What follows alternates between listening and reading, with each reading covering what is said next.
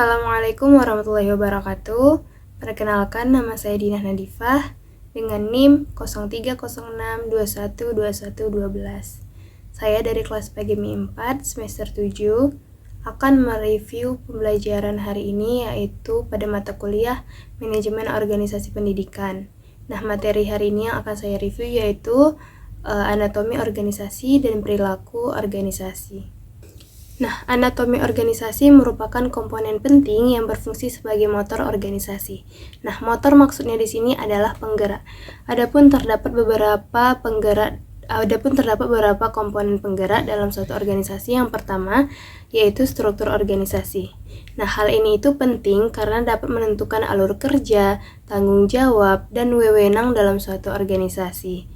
Hal ini membantu dalam mengkoordinasikan tugas, memudahkan komunikasi, dan memastikan setiap anggota memahami peran mereka sehingga organisasi dapat berjalan dengan efisien dalam mencapai tujuan yang lebih efektif.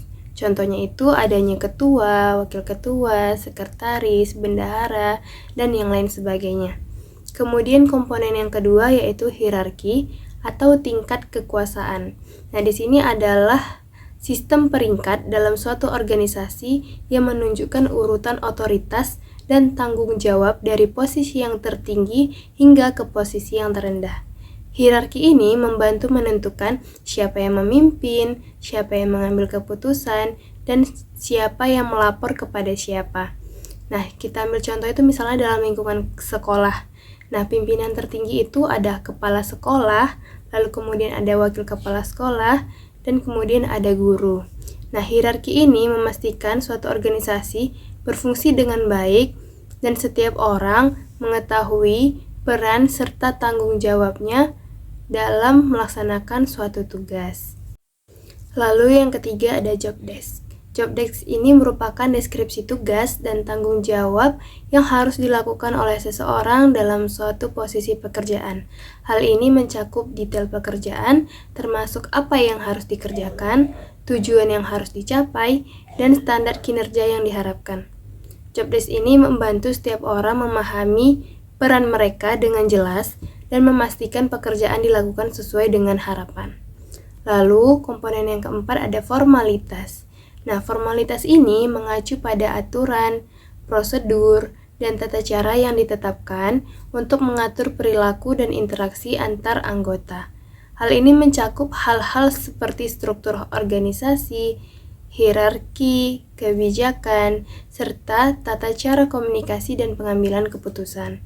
Nah, formalitas ini membantu menciptakan keteraturan dan profesionalisme dalam bekerja, memastikan setiap anggota organisasi tahu apa yang harus dilakukan dan bagaimana berperilaku sesuai dengan standar yang telah ditetapkan.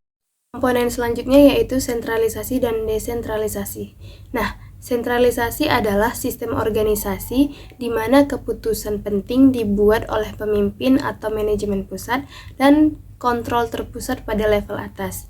Hal ini memastikan konsistensi dan kontrol ketat, tetapi bisa menghambat respons cepat terhadap situasi lokal.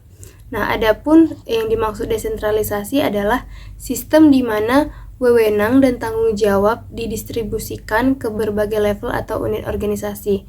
Hal ini memungkinkan pengambilan keputusan lebih cepat dan responsif terhadap kebutuhan lokal, tetapi bisa mengurangi konsistensi kebijakan secara keseluruhan.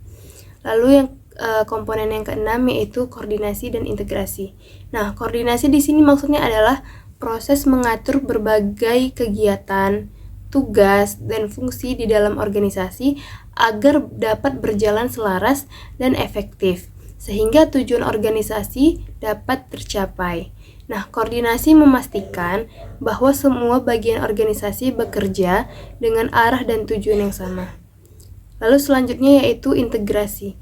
Nah, integrasi di sini maksudnya adalah penyatuan dari berbagai fungsi, departemen, atau unit dalam organisasi agar bekerja secara harmonis dan terkoordinasi. Lalu materi selanjutnya yaitu ada tentang perilaku organisasi. Nah, perilaku organisasi ini adalah studi tentang bagaimana individu, kelompok, dan struktur organisasi berperilaku dan berinteraksi dalam lingkungan kerja. Nah, hal ini mencakup aspek-aspek seperti motivasi, kepemimpinan, komunikasi, budaya organisasi, dan dinamika tim. Tujuannya adalah untuk memahami, memprediksi, dan meningkatkan efektivitas kinerja suatu organisasi.